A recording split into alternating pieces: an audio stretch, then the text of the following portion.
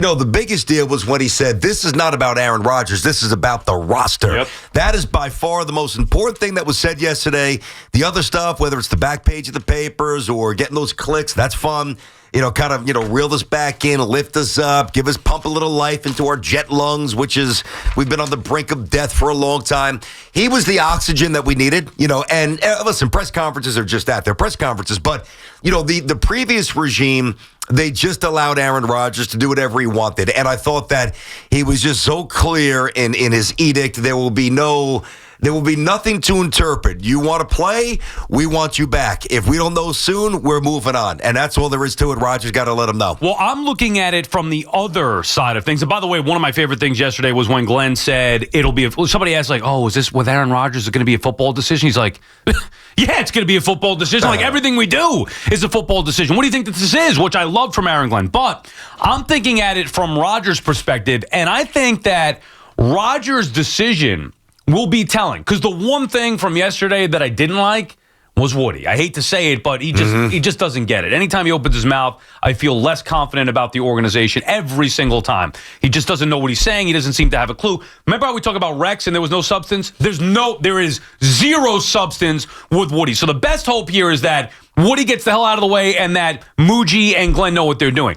But the reason why I say that it's important for me to see what Rodgers says is because I think Rodgers knows what he's doing. I think Aaron Rodgers knows how to win. It's been proven. Even at his age now, he still knows what it takes to win. He just doesn't have the same talent that he once had. If Aaron Rodgers feels like this Jets team and Aaron Glenn and Muji can be the guys to lead them out of the abyss into the postseason, then he's going to want to come back and play for them. So I think his decision, less about what the Jets are going to do, I think Rodgers' decision is going to be telling here. Well, it is, but, let's not forget, a couple of weeks ago, there was a story that, Woody didn't want Aaron Rodgers back. I mean, it seemed basically almost, I don't want to quite say a done deal, but fairly deep down the road that Aaron Rodgers would not be back. And that was a popular sentiment dating back to the season. It was. And it was one that I protested. It was one that you protested as well. I think Aaron Rodgers could still play. And the thing that's appealing about him, it's funny. You don't look at somebody like Aaron Rodgers as a bridge quarterback because of his resume,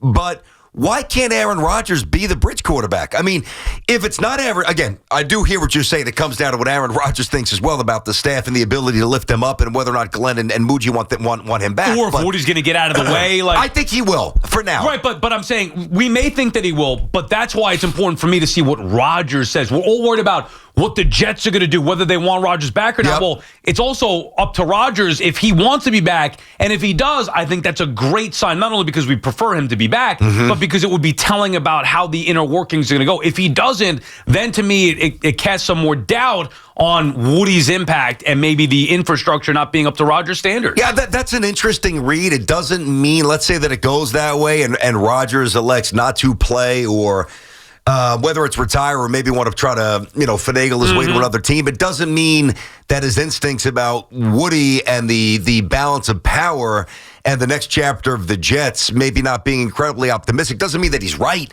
He can feel that in real time. And conversely, he could say, you know what? I love what I heard from Aaron. I really like the core components of this team, but I believe with a little tweak here, a little D lineman, one more O lineman, one more tight end, whatever, maybe a safety, that we can go 10 wins, 11 wins, make ourselves relevant.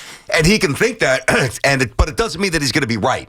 So I guess I'm less concerned about that, and I'm more. And I hear what you're saying. It's a valid point. I was most concerned about what messaging would be projected. Number one, about lifting up the fan base. Yeah, whatever, that's fun. But directly, because Aaron was watching that on his couch, probably in Malibu, maybe in Cedar Grove, whatever, sitting there watching that, saying, all right, this dude's not messing around. Yeah. I better get off my ass, and I'm either in or I'm out, and I got to let him know soon. Well, and I thought it was brilliant. And Glenn said they've already texted. I love the fact that he came out and, instead of being timid about it or shy. And you can't hide from the biggest story in the room. Right, but some people do. And then they wait, and then they get tongue-twisted, and they don't, which is why the truth is the most important thing, because there's no way to get tongue-twisted or be timid about. Hey, here's the reality of it. I know you're going to ask about Aaron Rodgers. Guess what? I already spoke with him. We texted about it. We're making decisions on the roster here. This is not just about Aaron Rodgers. It's about the entire team and the entire roster. Boom, done. Now perfect. Now what are you going to say? Like Eminem and 8 Mile. Like, yeah, I do live in a trailer with my mom. Like, what are you going to say, Papa Doc? I said it all. And if Glenn goes out there and says it all, then, wait, I got no questions. You already talked to Rodgers? It's about the roster. So that's why I love what Glenn said. Obviously, there's a long way to go. BT's got to follow through with all this stuff, which is why I was just thinking about Rodgers' decision in itself will be telling. I do think Glenn will want Rodgers back because I think Aaron Glenn is smart enough to realize he needs to win now. They want to win now and also have sustained success. What's the best way to have sustained success, which is something Glenn reiterated yesterday, where Bruce Beck was saying, hey, they just want to win. Forget about sustained success. He's like, no, I want sustained success. Well, the best way to do that is to lay the foundation by winning now and then eventually transition to the next quarterback and start winning then. And I think Glenn knows that, and I believe that they're going to want Rodgers back. I just don't know what Rodgers is going to want to do. Yeah, no, neither do I, though I surmise he's going to come back, but who the heck knows? I mean, Rodgers could keep you guessing. I don't know.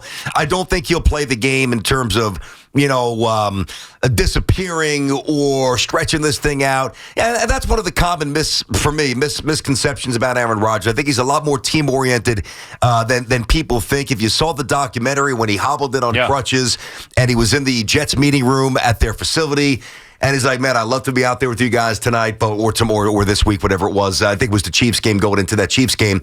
And he just really spoke from the heart. And I think it was real, and I think it connected. And I think that he's a lot more I don't think he's disliked at all. Now, does everybody think that he's still a star? Maybe there's varying degrees about that.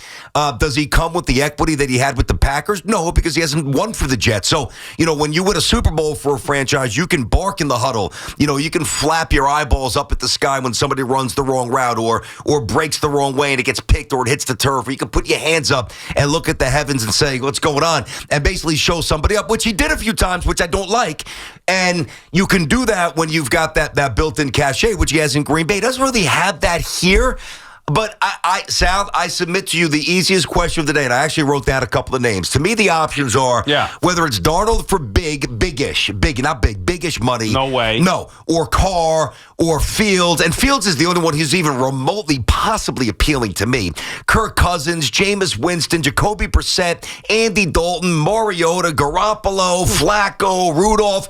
I mean, when you hear those names, those are bridge names. So I think people need to disassociate the legend of Rodgers and because I think that there's this thought that, well, he can't possibly be a bridge quarterback. Why not? He is a bridge quarterback. He can bridge you to a year of relevance, which creates a winning culture, which gets the young guys some meaningful games and hopefully a playoff game. All those names I ripped off, there is not even close. And none of those guys can shine Aaron Rodgers' shoes. None. How about the idea, and there's always two sides to it. You and I happen to agree in this particular case with Aaron Rodgers, but how about the idea, and there are some who vehemently feel that Rodgers is a negative, right? Instead of just looking at the potential results on the field and quarterback for quarterback, all those names you just listed clearly to me and you, and I think a lot of people would say, if you're looking at it unbiasedly, just on the field, Rodgers gives you the best chance to win now. But what about the negative cloud with the attention that Rodgers draws? Yep. And potentially being a negative for this culture? Has that crept in at all? It never did for me, but with a first-time head coach and a guy who seems like he's hell-bent on changing the people that create the culture, so he seems like he has a clue as to how to fix it, learning from the great Bill Parcells, it did for the first time creep in. Maybe he might benefit from just having a... not like a clean cut, a clean start. Well, especially with somebody of the magnitude of Aaron Rodgers. I don't feel that way. I honestly don't. I mean, some people talk about Aaron Rodgers like he's Dennis Rodman. Yeah, he's going to destroy the... I mean, listen, what Aaron Rodgers he has got no tolerance for fools, and he's got no tolerance for being all in on the football field. If you're all in and you're locked into your assignments, film, weight room, game day stuff, the preparation, all the elements that it takes to be a pro, a truly diligent pro, I think Aaron Rodgers is an incredible asset in any building. I truly believe that. If people don't agree with that, I respect that. That's your opinion. I would want to know why. I would want to know where's the evidence. Like, what has promoted that thought? Is it stuff maybe away from football that's infiltrated your mind? They say the McAfee stuff takes away the attention. But what does it, though? Rodgers not taking account. I mean, we've heard it from a lot of people. This was Yeah, but we hear it from people. I know that we hear it, but do we hear it from people because it's true, or because they take certain things, they make it bigger than it really is because they don't like Rodgers. Like, what adversely has the McAfee appearances done? Right. Like, what has it really done that's brought shame to the Jets organization? Or, him dissing teammates or dissing coaches? The answer is, I've watched every one. I think the answer is nothing. We've also heard some stuff about the players not loving Rodgers. We're talking about Garrett? That's it? I mean, maybe that's one. And then I've heard stuff over the last year or so that they thought they loved it at first, but then they don't want to buy it. Now, I've always said, and I said this during the season, beginning of the season, I think it's on them more than it is on the 4-time MVP, Super Bowl winning Aaron Rodgers. Yes. But there's this notation of, you can't choose Aaron Rodgers over Garrett Wilson or whoever, which players don't want to buy in for Rodgers. Which, by the way, is true. Yeah, right. I think that's incredibly short-sighted and dumb. I mean, any franchise that values at this point Aaron Rodgers, now you've got to come up with the money, and Garrett Wilson might get $100 million guaranteed roughly. The wide receiver market is absolutely exploding. They've got to come to the determination if he's worth it. I think that he really is. I'm not 100%, but I'm 99%. No, of course, long-term and moving forward, even past this year, it's Garrett Wilson. That doesn't mean they can't coexist, and that doesn't mean that you can't have him as a bridge and Garrett Wilson as your franchise wide receiver. You ever think about how many Aarons we now have in this town? I'm getting sick, dude. I have to plow through this day. You're getting sick? I'm feeling it, man. I started to feel a little bit this morning. I felt like ass last night. I can't stand NyQuil. I hate it. My wife went out and got me some NyQuil. Yeah. I said, I got to be right for Booney. I got to kick his ass in cars. I got to take him down. Forget Booney. I got surgery tomorrow. I can't be sick for that. You ever think that we're getting too many Aarons in this town? Aaron Glenn, Aaron Rodgers, Aaron Judge, and Aaron Boone. I love all of them, actually. I'm pretty good with all of them. Where would you rank the Aarons? I'll do that for you. We'll do that coming back. Let's get to the calls. Go get the calls. We'll rank them. Let's make sure Booty's in the car when he's driving down here. We rank the Aarons in this town. It's Judge, it's Glenn, it's Rodgers, Booty, and it's Rodgers. Glenn, I'll rank them for you. If I'm missing anybody, we could we'll could remind us. I got you. BT and Sal, the fan, our friends at Town Fair Tire remind you that at Town Fair Tire, you always get the guaranteed lowest price on name brand tires from Connecticut to Maine. Nobody beats Town Fair Tire. Nobody. Robbie is in Babylon. What's up, Robbie? Hey, Rob. Hey, how's it going, guys? Good, what's up? Yes, sir. Yes, sir. I appreciate you taking the call. I am one of those believers that Rodgers is not it. He is a black cloud over our team. We need to get rid of him. What do you guys think about trading that first-round pick for J.J. McCarthy?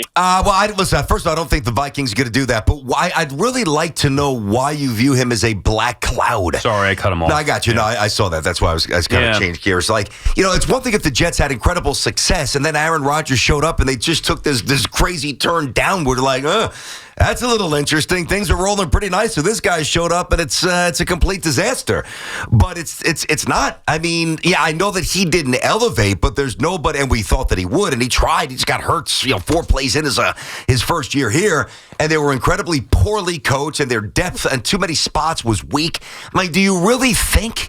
Does that? I mean, if you do, I guess I have to accept it. I don't agree. Do you really think that Aaron Rodgers was a deterrent to winning? That he was a detriment to moving forward?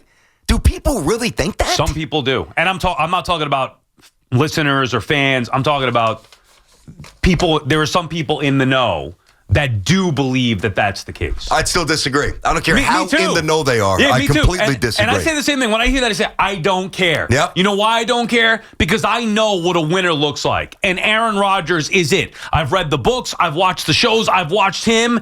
He's not the same player that he once was. But if there's a problem and Rodgers is perceived to be the problem, to me, it's the people who are perceiving him to be the problem that are, in fact, the problem themselves. Dude, let me ask you this. I mean, if Aaron Rodgers was such a bad dude, such a bad teammate, do you think that Devontae Adams would be his best friend? No. Do you think that Randall Cobb would want to follow him here? Do you think that Bakhtiari tears up when he talks about their relationship? Do you think that... Oh, God. Mike McCarthy, we saw what Mike McCarthy said about his former quarterback. Right. I mean, now I'm not saying that there aren't some disgruntled former teammates, but I ask you, and I don't know the answer, but I'm pretty sure I can deduce what the answer is. Are they chapped or are they disenchanted with Rodgers? Because, I don't know, maybe they didn't pull their weight and an all-time great quarterback called them out on the carpet for it? I mean, really? I'm with you, and I don't want to hear any nonsense otherwise. Now, talking about Rodgers' skill set at this point, that's a different argument. Agreed. He's clearly not the MVP that he once was or the Super Bowl winning quarterback that he once was. Nope. He's also, in my mind, clearly better than all those other options you just listed. I mean, is there something potentially appealing about pairing Aaron Glenn with Justin Fields? Maybe. I mean, that's the only name that I'm even remotely interested in. Yeah, and I gave you 12 names. So, but the other side, like I think people don't like Aaron Rodgers, and they don't like that maybe they feel he craves the attention. I don't even know if he craves the attention. Could he do, something more to limit the attention, like not go on McAfee? Mm-hmm. Okay, fine. But if he wants to do it, he wants to set the record straight. I don't look at Aaron Rodgers as a negative in that light. Brian is calling from Red Bank. What's up, Brian? Hey, what's going on? I just wanted to touch on the Aaron Rodgers. First, I don't agree with this whole Aaron Rodgers black cloud. What the last caller said. I totally disagree with it. I think Aaron Rodgers' down years would be some quarterbacks' best years. If Justin Fields put up Rodgers' numbers this year for the Steelers, he'd be getting a Daniel Jones-esque contract with another team, in my opinion, or he would stay with the Steelers. So that's one. And BT, too, I agree with you. I think he's a great bridge quarterback. This isn't Glenn. This isn't their quarterback. This isn't the situation that they went out there and got him. But he's a fantastic quarterback if he wants to stay. We don't know that answer. But a name that's like, BT, you were bringing up like Derek Carr and maybe some of the quarterbacks that are out there that you could potentially bring in if Rodgers decides not to play. What about Jordan Travis sitting behind Rodgers? I mean, if he didn't get hurt at Florida State, he was going to be a first-round pick last year. Yep. And Florida State would have went to the playoffs. They solely didn't go to the playoffs. I know. The college football playoffs because Travis got hurt. And now all of a sudden it's like, well, I mean, I'm not saying he's going to be the guy. Hold on, Brian. Let me ask you this. So the Jordan Travis situation, and he wasn't fully recovered at the end of the season. I don't know how much athleticism he eventually, how much he lost and if it's going to regenerate. I mean, that was a devastating injury. That was gruesome. So I don't know physically where he's at, but I'll tell you this. Just use common sense. A quarterback room with Aaron Rodgers and his ability to see things and communicate things. Don't you think that the young man would benefit by having Rodgers there rather than having, I don't know. It's just, there's value for Rodgers, even though he's not quite the same player. And the other thing that he was, I hear this a lot, Sal. Mm-hmm. Like, why is it worth it, or is it worth it to have Rodgers come back for 1 year and maybe they 10 wins, make a wild card, and then the next year he's 42 and he's done, and then he got to start over again? Like, why would you basically punt on a year? Well, number one, when you're trying to end the longest playoff drought in North American sports history, or current North American team sports, why would you? To me, however you can end that malaise is worth it. And then the other guys will benefit residually down the road when Rodgers is 43 and 44 and playing golf or going to Costa Rica and sleeping in the mountains with goats, whatever else he's going to do, they will have had the benefit of, I don't know, playing an 18th game, maybe a 19th game. There's the value. Yeah, I don't understand anybody who thinks otherwise. And if you just don't like Rodgers personally, I implore you to, how many people I was like, you got to watch this special on Rodgers, and like, no interest. I don't even want to watch it. I know, because they don't like him. Yeah, just open your mind to it. That was my first reaction when you asked me over the air. I know. I'm like, I'm so disgusted by the season. Right. What do I want to? I like him even more. And I'm glad you opened your mind to the idea of watching it, and now you like him. So if you... No, I always liked him, but I like him more. Well, that's what I mean. If other people who don't like him don't want to open their mind to it, just watch the show and tell me if you don't like him then, or at least believe that he could be a leader or an asset to any organization. We'll continue with your calls, 888-808-1019. Remember, Aaron Boone in studio today with us at 1 o'clock. We'll have some fun with Booney, do a little pull your card. He wanted to take us on, so here we go. We'll talk, obviously, a lot of Yanks as well. So a lot to do. BT and Sal on the Fan.